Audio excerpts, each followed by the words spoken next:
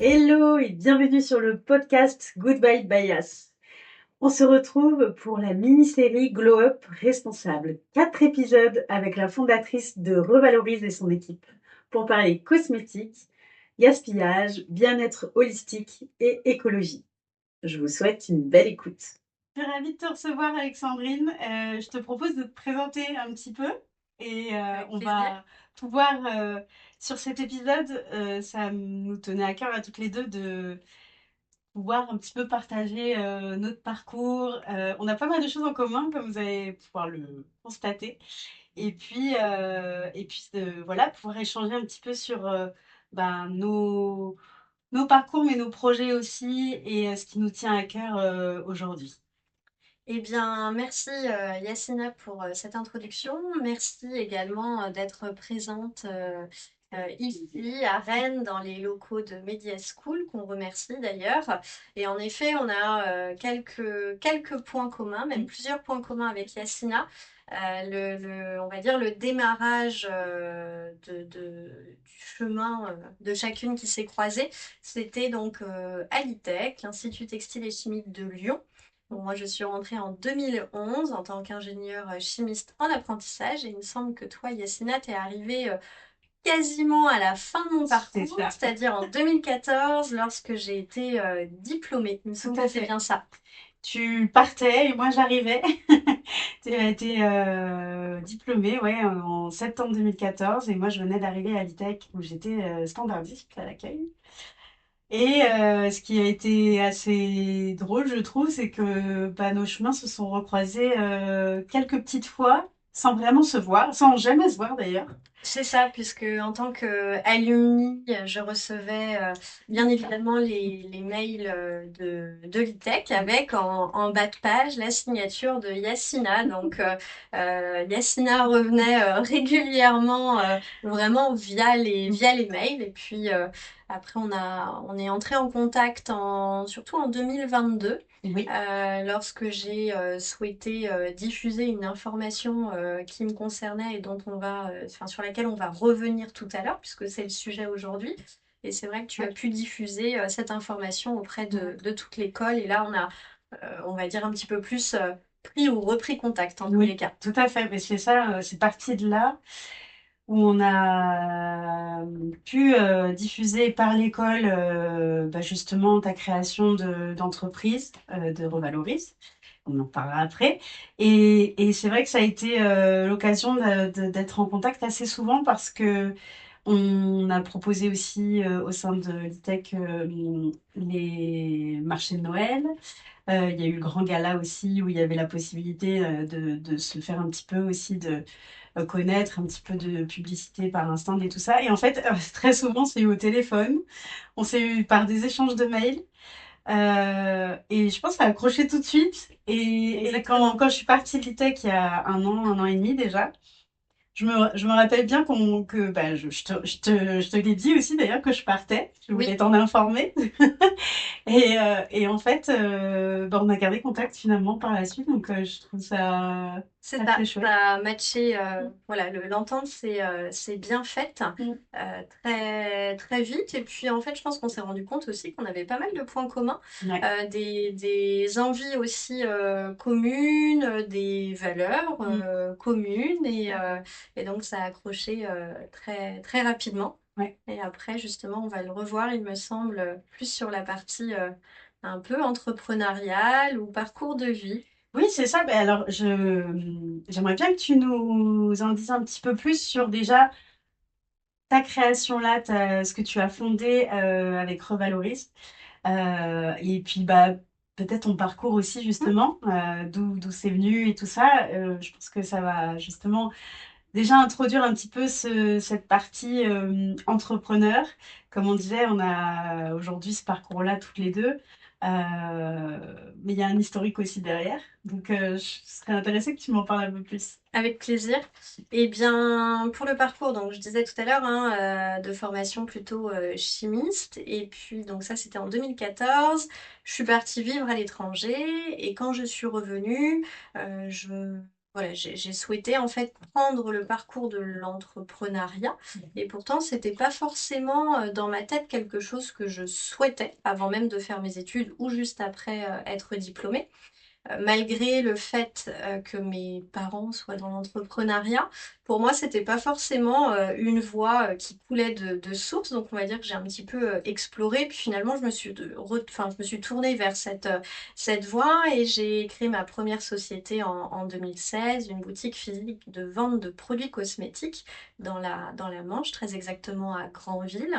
Et c'est au cœur même de cette expérience que j'ai pu justement en fait nourrir ma réflexion sur le thème de l'anti-gaspillage, le thème aussi bah, finalement de l'accès à l'hygiène, à la beauté, pour toutes et pour tous, à tarif remisé, si je vais un petit peu plus loin.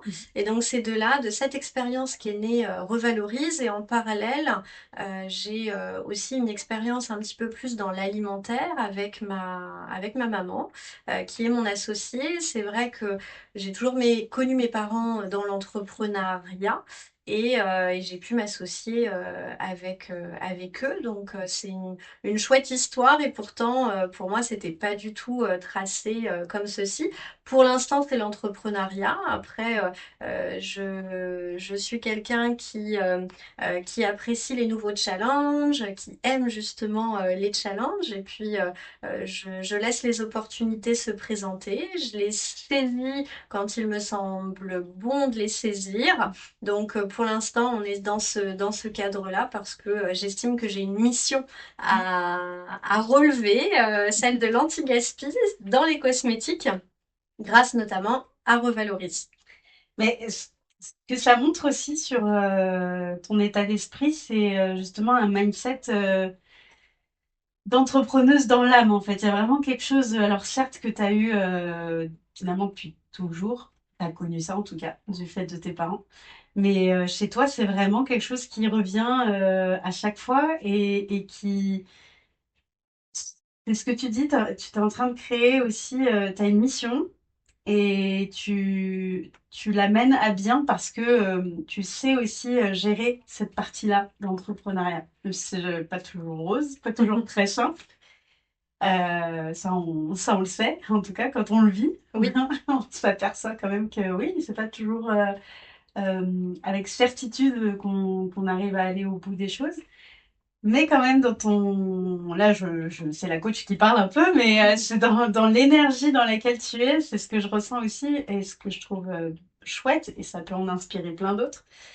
C'est vraiment d'être là, ouvert aux opportunités, ouvert à avoir vraiment des objectifs bien précis, de les visualiser et d'y aller, quoi. Vraiment de se donner les moyens. c'est ça. Et il y a pas de livre finalement, rien n'est écrit. Mm. Donc tous les matins, il faut se lever en se disant, tiens, je vais penser à ça, je vais faire ça, je vais tester. Je suis très dans le test and learn, donc j'aime beaucoup apprendre. Mhm. Ça fait partie de ma personnalité.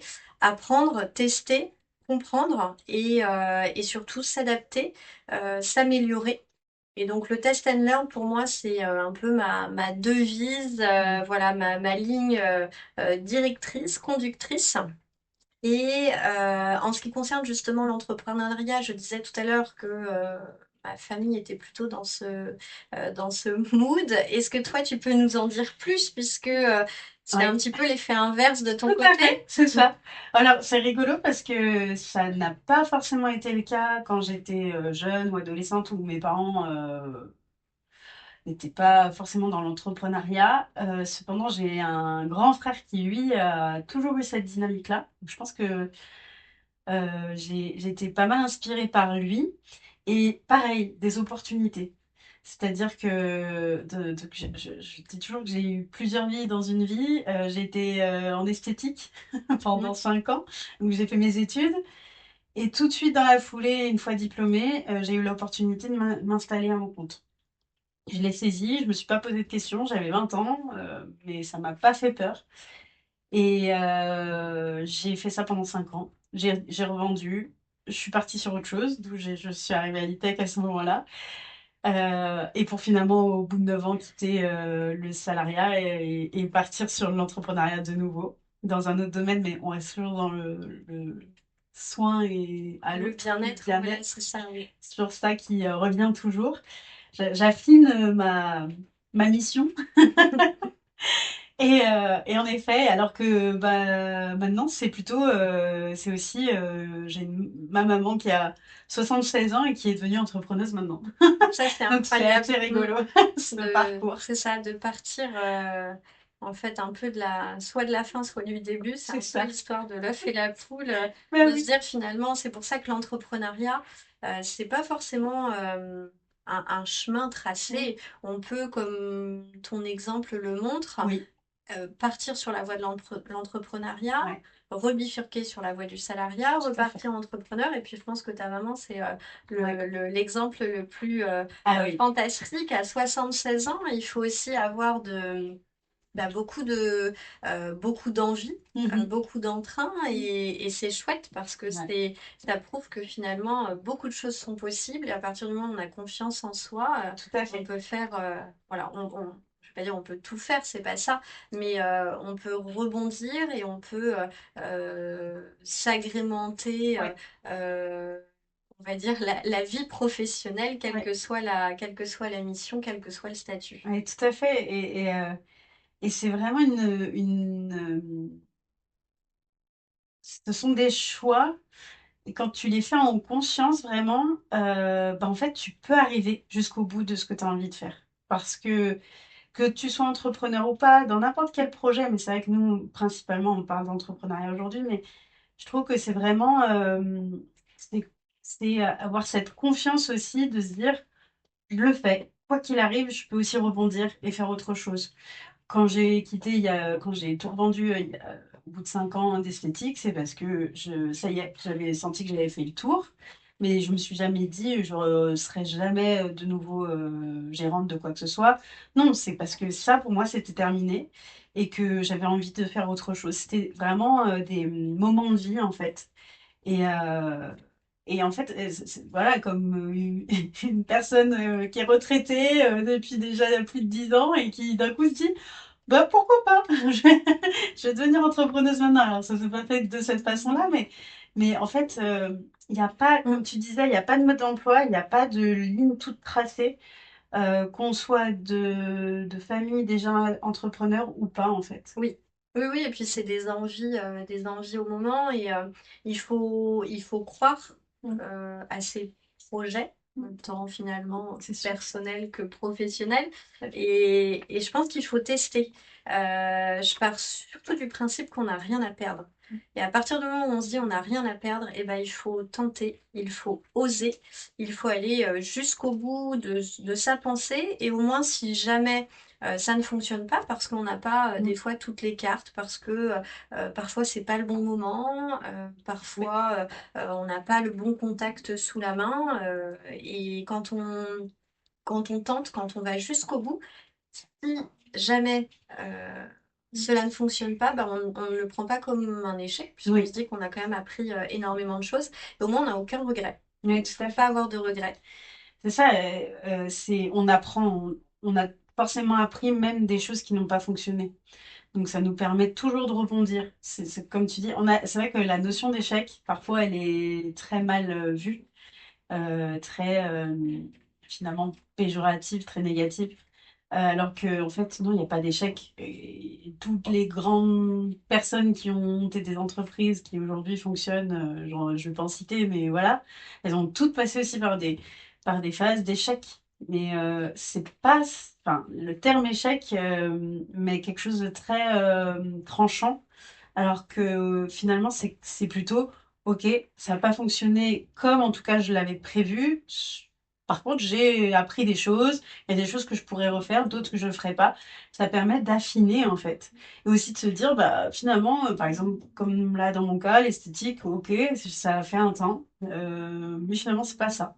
C'est une autre façon de prendre soin des gens que j'ai envie de faire. Finalement, ça s'est peaufiné avec le temps. Donc, Exactement, oui. mm. l'échec est riche d'apprentissage. Tout à fait. Et il Ouais. faut parfois l'échec est aussi nécessaire à une réussite. Oui, mais oui, parce que enfin, c'est une façon d'apprendre en fait et de continuer à peaufiner quand on a un objectif. Si tout se déroule comme sur des roulettes, parfois il y aurait, avec ça dépend des caractères aussi, des personnalités, mais il y aurait des personnes qui lâcheraient au bout d'un moment en disant oh c'est trop facile en fait. Et l'échec permet aussi de se dire si on est un peu persévérant, déterminé, de se dire bah ouais non en fait c'est pas comme ça, ok c'est pas grave, je continue, je réessaye. C'est ça en fait. Et d'ailleurs, bon, je pense qu'on est bien placé pour parler de ça aussi. Ce serait chouette que tu nous parles un petit peu plus justement d'aujourd'hui, Oui. de Revalorise, de comment c'est né, quel était voilà le projet de départ et tout ça, et ce que c'est aujourd'hui aussi. Eh bien, Revalorise, je l'ai vraiment imaginé enfin en puisant en fait dans mon expérience. Ça prend du temps puisque l'idée même au départ n'est pas forcément exactement la même qu'aujourd'hui. La mission reste la même, hein, lutter contre le gaspillage des produits cosmétiques, ça ne change pas en ce qui concerne la mission. Par contre, le chemin pour mener à bien cette mission, lui un petit peu, enfin, a évolué en tous les cas. Et puis, donc, Revalorise, c'est vraiment si on parle de termes très concrets, très précis, Revalorise se positionne comme le déstockeur haut de gamme des produits cosmétiques français imparfaits, mais 100% utilisables, Mhm. et à tarif remisé, puisqu'on est sur un taux de remise pour le consommateur final de minimum 50%. Et on le fait de façon assez originale puisque ça va être sous forme de surprise. Donc la surprise chez Revalorise, c'est un petit peu comme un panier de produits. Comment on l'a imaginé comme ceci? Ce qu'on veut et ce qu'on souhaite vraiment chez Revalorise, c'est se positionner comme accompagnateur. Mhm. On aurait pu faire de l'anti-gaspi de façon très simple, type marketplace. C'est pas forcément mon souhait. Alors parfois l'originalité complique un peu la tâche. Mhm. Ça, on en est consciente, notamment au sein de l'équipe. J'aime Mais les challenges. voilà, c'est ça, ouais, c'est ça. Après, je pense qu'on est, enfin, quand on mène une mission, c'est bien. Quand on la mène avec une petite touche d'originalité, pour Oui, moi, je pense que c'est mieux. oui. En tous les cas, c'est mon sentiment, mon avis. Et donc, cet effet de surprise, eh bien, enfin, pourquoi une surprise se revalorise? Eh bien, typiquement, on fait matcher le besoin d'un consommateur avec le besoin d'un fabricant. Concrètement, comment ça se passe? Mhm. Sur le site Revalorise, on va demander au consommateur de remplir un profil beauté. C'est un Mhm. petit peu sa carte d'identité beauté, son type de cheveux, son type de peau, ses préférences en matière de senteur, si c'est plutôt des senteurs enveloppantes, plutôt des notes d'agrumes. On va également lui demander ses préférences en termes de texture. Oui. On est toutes et Mhm. tous différents. Certaines préfèrent la texture plutôt huile, d'autres plutôt crème. Et donc, via toutes ces questions, via ce questionnaire, on va pouvoir donc établir le profil beauté du consommateur. Et nous, on va le faire matcher chez Revalorise avec les stocks qui sont disponibles chez nos partenaires fabricants, tous situés en France, tous travaillant des matières premières nobles. Et dans un pays comme la France, c'est vrai, quand on est à l'étranger, j'ai eu cette occasion de partir vivre à l'étranger. Et quand on parle de cosmétiques à l'étranger et quand on dit qu'on est française, on a quand même cette notion, la France, la cosmétique, le savon de Marseille notamment. Donc il y a des notions qui ressortent et donc l'idée aussi de Revalorise, c'est de mettre aussi en lumière des fabricants français, des marques qui sont peut-être moins connues car moins médiatisées, mais qui travaillent tout aussi bien la cosmétique Oui. puisque Revalorise pose quand même quelques barrières à l'entrée. Si demain un fabricant veut être partenaire de Mhm. Revalorise, il y a donc des notions, on va dire, à valider, c'est-à-dire une naturalité qui est proche de 100%. Pour nous, c'est important aussi de permettre au consommateur de lui délivrer des produits qui soient sains Oui, pour sa bien sûr. santé, c'est important pour sa peau. Et puis, on a aussi cette notion, donc là, plutôt c'est ça au niveau de la formule, ça c'est important pour nous. Des produits aussi qui sont fabriqués en France, parce que Mhm. la formule peut être très bonne, mais si ce n'est pas fabriqué en France, ça, pour nous, c'est bloquant. Donc, c'est ces deux principales barrières à l'entrée. Et puis, le souhait aussi, c'est de pouvoir vraiment construire des partenariats qui soient fondés, on va dire, sur des bases solides. Ça, je pense que c'est ce qui ressort de ma personnalité. Je suis quelqu'un qui va travailler plus la qualité que la quantité. Et d'ailleurs, j'aime travailler la qualité, c'est-à-dire que je le vois là au travers des relations avec les partenaires fabricants, Mhm. où je suis très transparente et je leur dis d'ailleurs que je préfère travailler la qualité et être vraiment leur référence en termes de déstockage Mhm. pour prouver, construire, avancer ensemble parce qu'on a tous intérêt à travailler dans le même sens, dans la même direction. Et pour moi, c'est vraiment important de travailler la qualité. La quantité, on peut le faire, mais parfois, en travaillant la qualité se retrouve dégradée. Et jusqu'ici, dans mes missions, c'est vrai que je suis peut-être perfectionniste. Ça peut me porter préjudice, mais j'aime bien quand tout est bien fait, bien rédigé, bien dit. Je suis loin d'être parfaite, hein, ça c'est sûr, mais j'aime bien m'approcher quand même de voilà, quelque chose qui soit beau. L'esthétique, pour moi, c'est important. Certes, dans la cosmétique, c'est Oui. indéniable, mais quand on, en fait, ce qu'on veut vraiment par l'intermédiaire de ces surprises, c'est que le consommateur fasse waouh, quand il ouvre sa surprise, il se dise, ah oui, d'accord, j'ai uniquement rempli mon profil beauté et j'ai dans ma surprise des produits qui correspondent vraiment à mon besoin, Oui. sans avoir sélectionné au préalable ni le fabricant, ni la senteur, sans même avoir vu le produit. Et pour nous, cette notion de surprise, justement, on veut vraiment jouer sur un effet de waouh, Mhm. c'est bluffant, c'est des produits que je vais utiliser, c'est des produits qui me conviennent et c'est parfois des marques que je ne connaissais pas, C'est donc ça. j'ai aussi un effet de découverte. Tout à fait. Et hier, j'ai été ravie de recevoir le mail d'une consommatrice qui d'ailleurs est sur le secteur de Granville. Donc ça, c'est amusant parce que j'ai des clientes que j'avais au sein de ma Ouais. boutique Mhm. qui deviennent clientes maintenant de Revalorise. Donc ça, c'est chouette, c'est agréable et ça fait du bien. Et puis donc une cliente qui m'a dit hier, super, je suis ravie de ma surprise, ravie de ce qu'elle contient.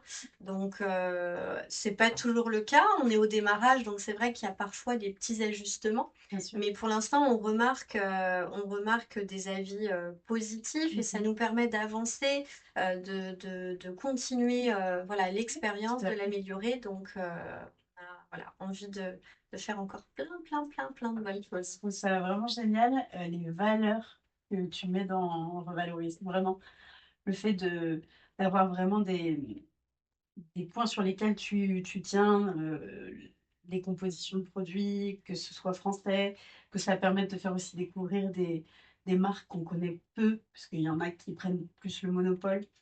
Euh, Quand tu parles de produits imparfaits, qu'est-ce que ça signifie? Parce que c'est intéressant aussi de Oui, savoir à quoi correspondent ces produits, entre guillemets, imparfaits et qui se retrouvent donc dans les paniers surprises. surprise. Eh bien, c'est vrai qu'imparfait, je ne l'ai pas défini. Le terme d'imparfait, il peut avoir plusieurs casquettes.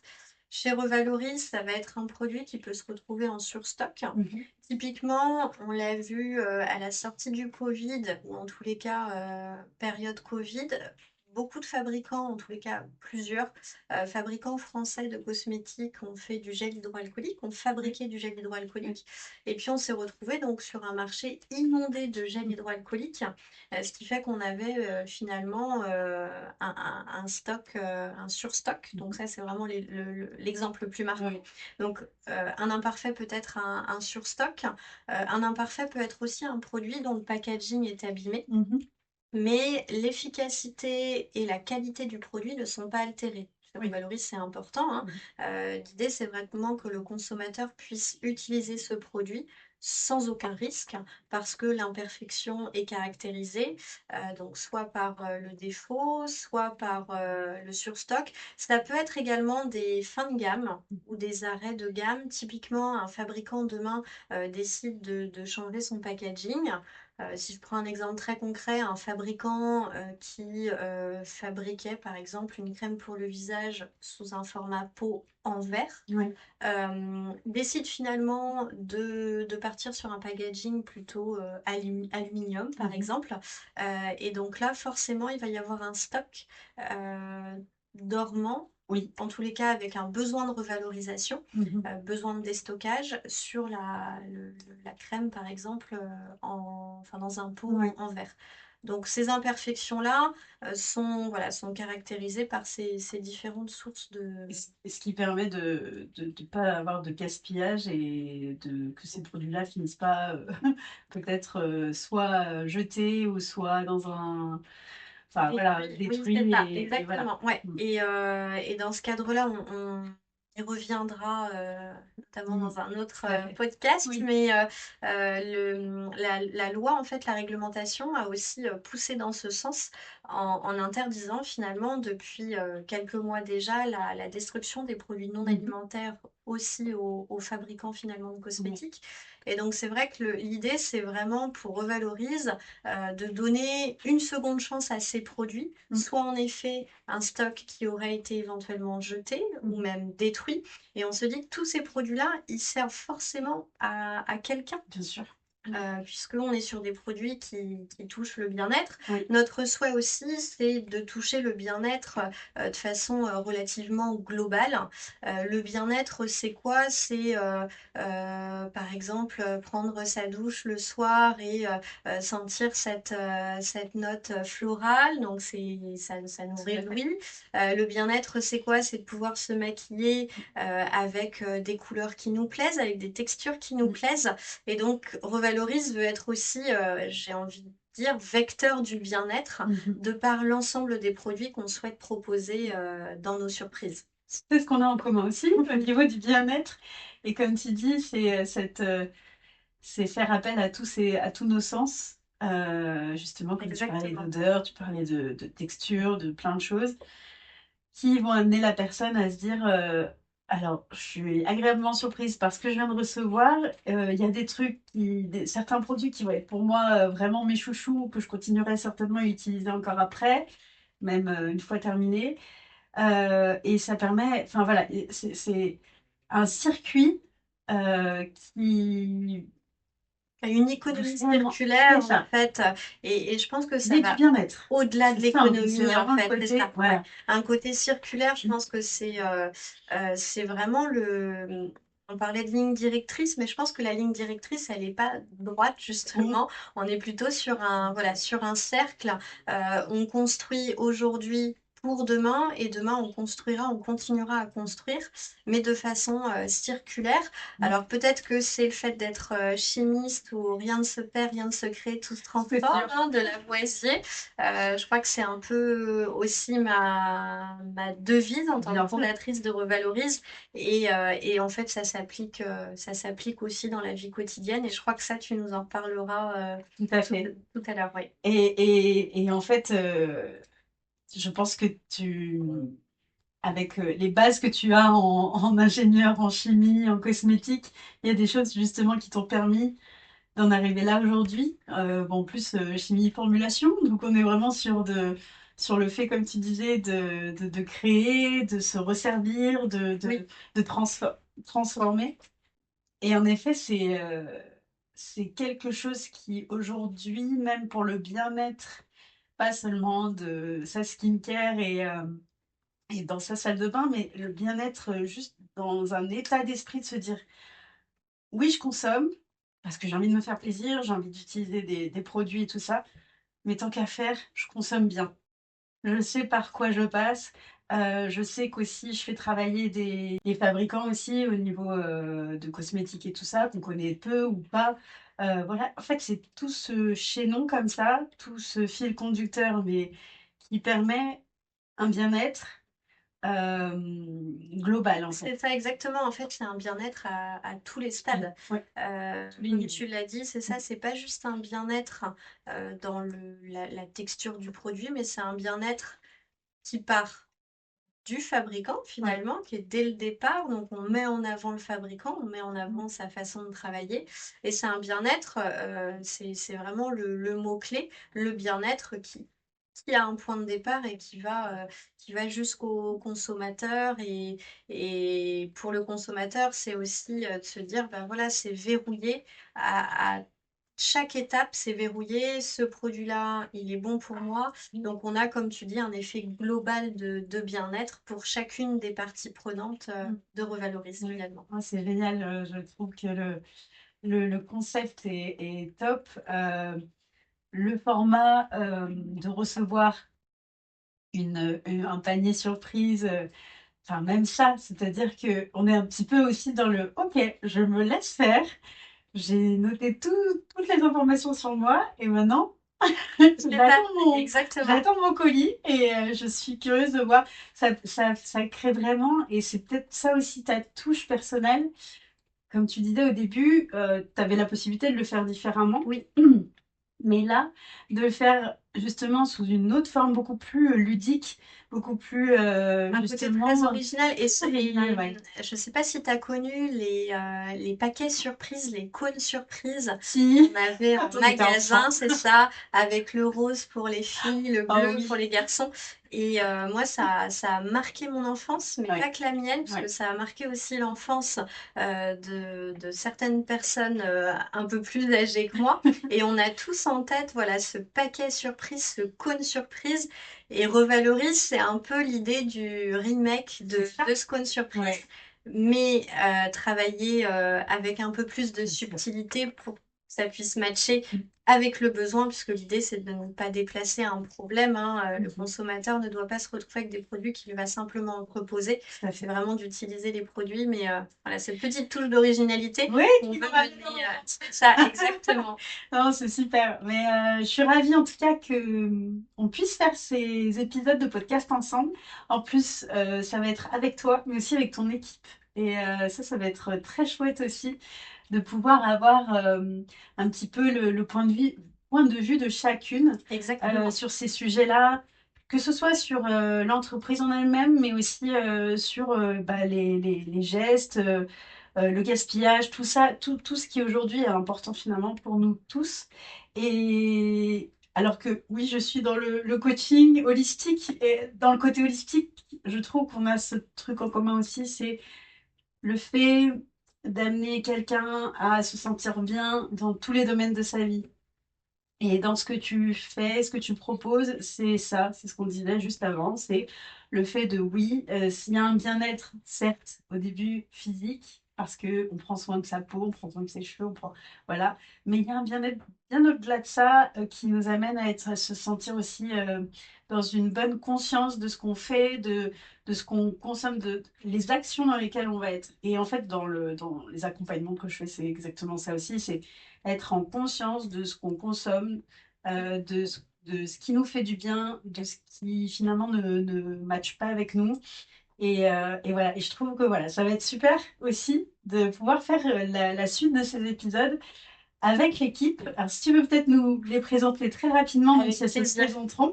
Avec plaisir. Donc, au sein de l'équipe, on a donc Elsie alors Deslandes qui est en apprentissage en marketing digital à Forem à Rennes, qui m'a rejoint depuis septembre dernier. Et Elsie alors est bien plus qu'une apprentie, puisque Elsie alors c'est vraiment mon bras droit. C'est plus que mon assistante, on va dire. Donc, la relation a vraiment matché aussi dès le départ. Alors, je suis quelqu'un voilà, ça match. Si ça match, ça match. Si ça matche pas, ça va être plus compliqué pour moi. Donc, je pense que c'est du fait que je sois aussi entière dans tout ce que j'entreprends. autant perso que pro. Et donc, et alors voilà, ce qui a pu eh bien, mener sa mission à bien sur le site internet et puis m'accompagner dans les différents événements qu'on a eus. On était à Imagine Summit à Rennes en décembre dernier, qui est un gros salon de la tech. Donc, ça a été aussi un bel événement pour Valoris parmi tant d'autres. Et puis Maëlys L'Olivier, qui est donc stagiaire pour 2 mois au sein de Revalorise, arrivée fin avril dernier, qui va nous permettre en fait de renforcer vraiment notre équipe, nos connaissances sur la partie aussi communication, puisque bah, Isidore a aussi besoin de soutien sur cette partie qui prend aussi beaucoup de temps. Donc voilà, on est toutes les trois Une super équipe. voilà, c'est ça, exactement. Ah, c'est très chouette. Et puis, c'est vrai qu'aujourd'hui, on n'est rien sans visibilité. Euh, voilà, donc c'est bien d'être entouré aussi de personnes qui, chacune ou chacun dans son domaine, Exactement, c'est ça. sait quoi faire et qu'est-ce qui est le mieux pour mettre en avant l'entreprise. Et ça, c'est très important de s'entourer de bonnes personnes. Et C'est donc, ça. je serais ravie aussi de les interviewer sur des Avec grand sujets plaisir. différents, mais voilà. Avec leur vision, Tout et à c'est fait. aussi très intéressant au sein d'une équipe, comme tu l'as dit, on ne sait pas forcément tout faire et il faut savoir s'entourer.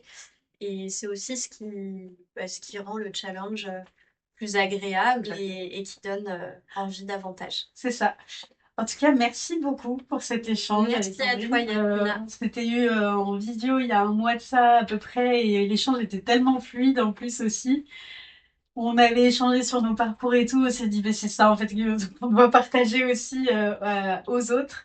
Et, euh, et ouais, je suis ravie de faire ça ici avec toi. Je me dis, après toutes ces années où on s'est furtivement croisés ou eu au téléphone.